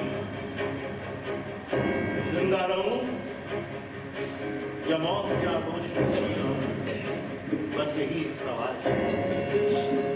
अच्छा क्या है जालिम तीरों की चोट चुपचाप मन ही मन सहना, या मुसीबतों के समुंदर के खिलाफ उठ खड़े होना और लड़कर उनका खात्मा कर देना।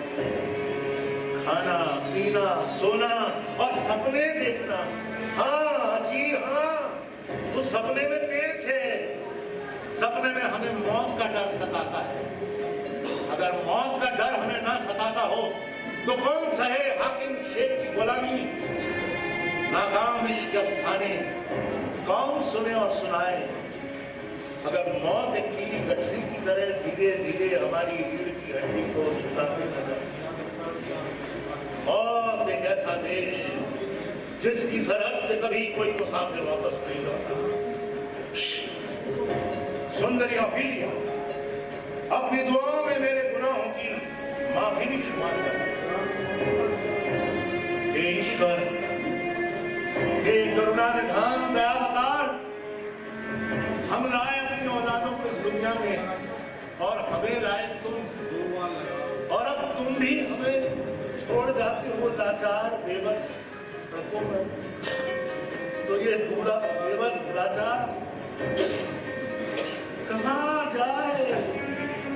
किसकी चौखट पर जाकर अपना सिर रगड़े? किसकी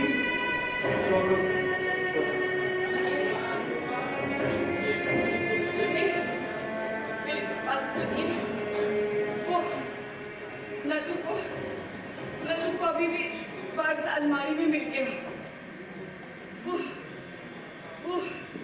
उसको थोड़ी गलतफहमी हो गई थी, बेचारी बहुत घबरा गई। वो हमने हार बेचा था ना, उसके कुछ रुपए रखे थे ट्रंक में, वो इसके बारे में नहीं जानती थी। उसने वो रुपए देख लिए और उसे लगा कि उसका बाप चोर है, उसे लगा उसकी माँ चोर है, यही लगा ना उसे। नहीं सरकार, मैं क्रोध नहीं करूंगा, लेकिन झूठ की इन कठपुतलियों को न्यायाधीश के आसन पर बैठाकर उनसे माफी मांगने की मेरी कोई इच्छा नहीं। मैंने रुपए चुराए, मैं गणपतराव बेलवल का चोर हूं, क्योंकि मैं बूढ़ा हूं, लाचार हूं, मेरी जेब में रुपए नहीं है।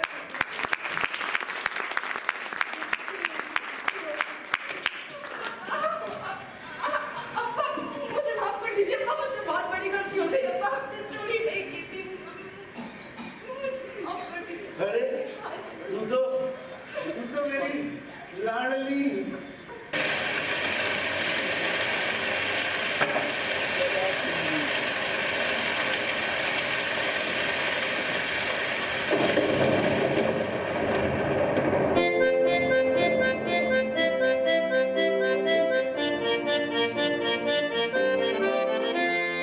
अटकन भटकन दही चटाकन, छोटे छोटे पैरों में चांदी की रुलुम।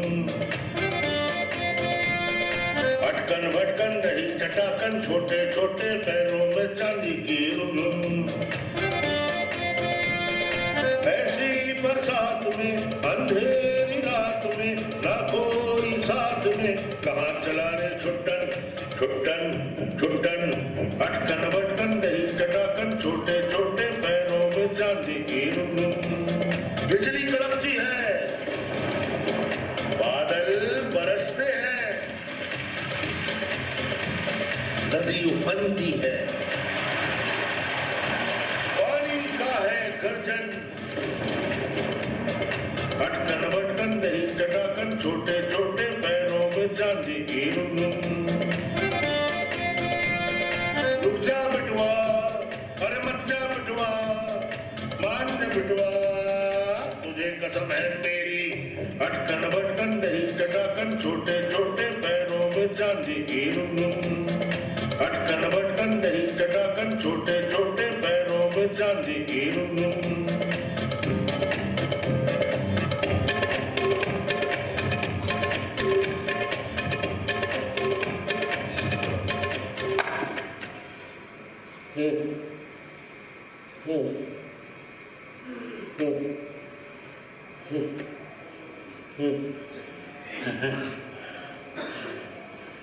घर देता क्या कोई? इस बूढ़े को कोई अपना घर देता क्या? इस बूढ़े को एक घर चाहिए, घर देता क्या कोई? सच कहता हूँ, लड़ते लड़ते सुखाना थक गया है, अपने टूटे डरों को समेटकर जैसे जैसे उड़ रहा है। घर चाहिए, इस बूढ़े को घर चाहिए अपना, नहीं चाहिए कोई बंगला, कोई हवेली, बस एक छोटा सा घर जिसमें मेरी सरकार के लिए वो एक तुलसी का चौरा कर दे तके कोई।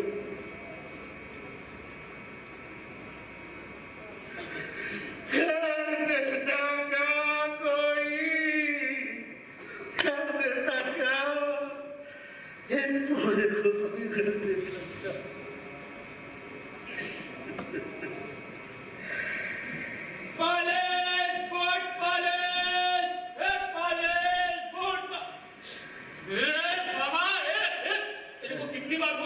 भटकने का नहीं, भटकने का नहीं, पर तू सुनता ही चल उठ। सब भटकने से कुछ नहीं होता रे बाबा, ये दिमाग खराब होता है बस। चल चल बैठ इधर, बैठ इस चबूतरे पे। मैं यहाँ बैठूंगा तो कोई मुझे डांटेगा तो नहीं? ये जानता है बाबा, किसी के बाप का घर नहीं समझा क्या? बैठ इधर, बैठ बैठ। सुन साला, कोई कुछ भी बोलेगा ना तो मुंह तोड़ देगा साले का। रहते अपने आरामदायक घर में कबूतर का माफिक, पर अगर अपन गरीब साला यहाँ सड़क पर टिकता है तो साला लाभ मारने को आता है। अभी तू ही बता बाबा, नहीं आएगा क्या? नहीं आएगा क्या? छोड़, ये बता, सिगरेट पीता है क्या?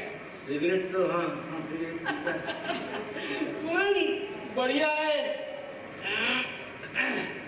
4 मीनार, 4 कस खींचने का और जिंदगी का मजा लेने का। ये ले।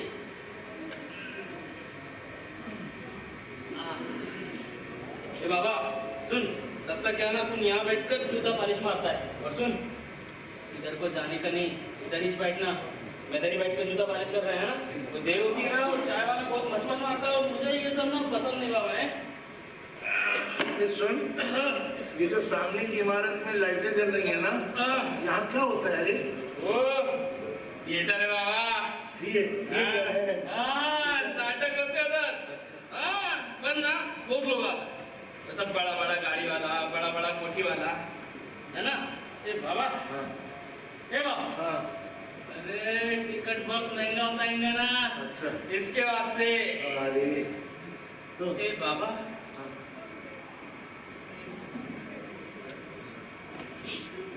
एक बार ना रोकड़ा जमा करके अपन को भी देखने का ये नाटक सुना है, छोटे कंपनी के। ये बाबा, तू कभी देखने लगे नाटक बेटा? नाटक की सिवा और कुछ देखा ही नहीं रे, इसलिए तो जिंदगी में सब गड़बड़।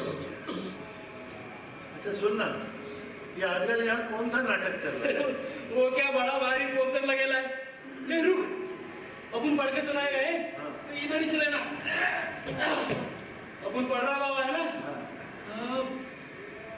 ओ ये लल्लू बाबा ए साला डबल ला लिखेला है। अभी तू ही बता, इसके बाप को भी पढ़ने को होता है क्या? डबल लो। सुन कल के नाटक का भी नाम लिखेला है, बताता है।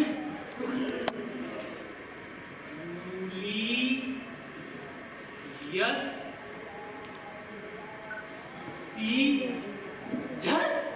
है ये साला एड़ा, ये लोग ना ऐसी चिड़िया गलती करते हैं। ए बाबा क्या लिखने का मांगता था? क्या लिखने का मांगता था?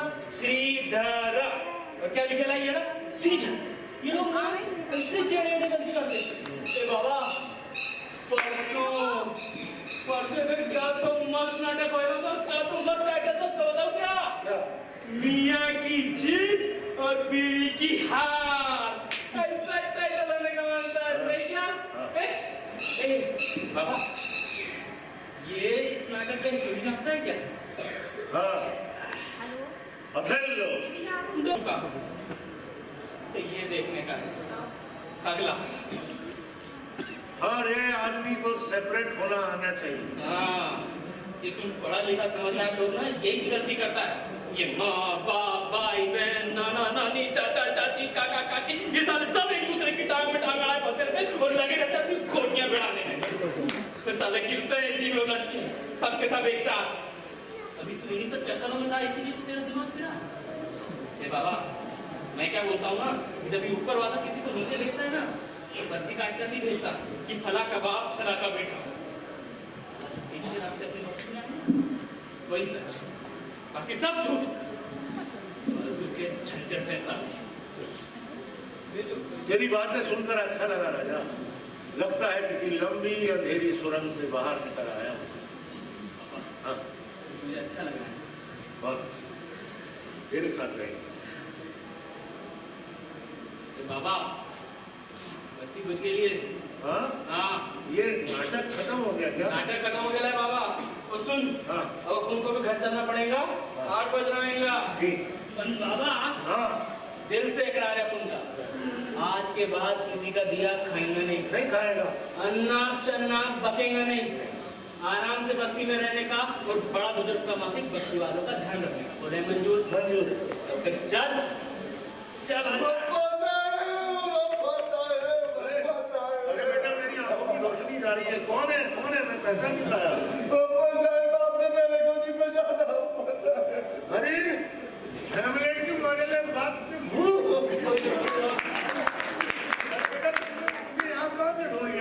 अब्बा साहब मैंने आपको कहा नहीं ढूंढो, लेकिन मेरे को मालूम था कि आप किसी थिएटर के आसपास में ही मिलेंगे। आज सुबह मैंने आपको यहाँ देखा, मेरे को मालूम था कि आप मेरी बात नहीं मानोगे, इसलिए मैंने वो मैडम साहब लोग को सबको फोन करके बुला लिया। ये नाटकों में भूत का रोल करता है। कुछ भूत आदमियों का काम करते हैं, पर ये आदमियों का भी भूतों का ही काम करता है। क्यों रे सब लोग आ रहे हैं, मतलब क्या लाडो रानी भी आ रही है? और सरकार नहीं सरकार तो पहले ही चली गई है। और मुझे पकड़ कर रख राजा, कहीं सब लोग आए तो मैं गिर ना जाऊं। बाबा याद रख, पिछला रास्ता छूट चुका है बाबा, फिर तो अंधेरी सुरंग में नहीं जाने का। बाबा याद रख, ये लोग साले तुझे घर ले जाएंगे, फटी हुई जरी की साड़ी के माफिक पुराने कपड़े में लपेट के रखेंगे और फिर खराब करेंगे तेरा दिमाग। ये बाबा कहीं जाने का नहीं। यहाँ खुली हवा में रहेगा ना तो सुख से रहेगा। चल लाडो रानी, अरे मेरी लाडो रानी कहाँ खो गई थी तू? झूठ मत बोलिए, मैं कहाँ खोई थी? आप इधर चले गए थे, मुझे छोड़ गए। अरे मैं चला गया था, अब दोबारा नहीं खोऊंगा। और अगर अब खो गया ना तो दुनिया में किसी को दिखूंगा ही नहीं रे, दिखूंगा ही नहीं। चल बाबा देरी हो रही है। जा तेरी आई मुझे बुला। आप कहीं नहीं जाएंगे, आप हमारे साथ हमारे घर चलेंगे। अब चलेंगे पापा हमारे घर चलेंगे। साहब ये जाओ ना, जाओ। ये तुम लोग छोड़ दिया ना, अब तुम पाए। अब ये तुम लोगों की दुनिया का नहीं रहा, अब ये अपुन का बाबा है। अब मैं देखता कौन लेकर जाता है इसको अपने साथ और खराब करता है इसका दिमाग। चल रे बाबा। कौन है तू? कहां से है? और क्या रिश्ता तेरा अप्पा के साथ? ले जाकर रुकना चाहता है अप्पा को? आज जा रहे अपुन। और सुन, किसी के बाप से नहीं डरता, समझा क्या? अरे काहे का राजा कर रहे हैं आप? अप्पा ये क्या कर रहे हैं आप? ये राजा है, राजा। मुझे अपना बाप मानने वाला, मेरे अपने खून जैसा, आपने राजा को मारा? अरे ईश्वर ने इंसान को बनाया कि वो दूसरे इंसान से प्यार करे, और आपने राजा को मारा। चले जाइए यहाँ से बाहर की अपनी दुनिया में, अपनी असल की दुनिया में, जहाँ शर्मिलक चोरी कर रहे हैं, जहाँ मैकबेथ अपने शासकों के खिलाफ षड्यंत्र रच रहे हैं, जहाँ निर्दोष बालिकाओं का बलात्कार हो रहा है। जाइए उस दुनिया में आप। ये गणपत राव बेलवलकर की थिएटर की दुनिया है, और थिएटर की दुनिया में सब अच्छा होता है।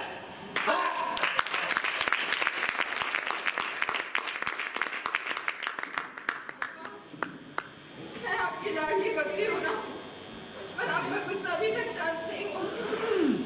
गुस्सा, माया, मोह, राग, द्वेष, इन सब से बहुत दूर चला आया हूं मैं। अब वापस लौटना संभव। देख, तीसरी घंटी की आवाज आ रही है। नए नाटक के प्रारंभ होने का समय है। वातावरण में धूप, नैवेद्य और अगरबत्तियों की खुशबू तैर नांदी बात हो रहा है। मंगलाचरण के गीत गाए जा रहे हैं, और मेरी सरकार, मेरी नटी तो पहले ही मेरा स्वागत करने के लिए ऊपर है। राजा, मैंने तुझसे कहा था ना कि जब एक थिएटर का एक्टर मरता है, दुनिया को देने के लिए उसके पास कुछ नहीं होता सिवाय एक नाटक के। लाडो रानी, आ बेटा, आ राजा। आसमान में असंख्य तारे हैं, लेकिन उन तारों में एक तारा अटल है, सबसे चमकीला है, ध्रुव तारा। असंख्य लोगों की इस भीड़ में मैं भी एक ऐसे आदमी को जानता था जो अपने दोनों पांवों पर खड़े रहने की हिम्मत कर सकता था। तो वो आदमी मैं हूं, मैं नट सम्राट गणपत राव बेलवलकर, मी कैशियस, मी हेमलेट।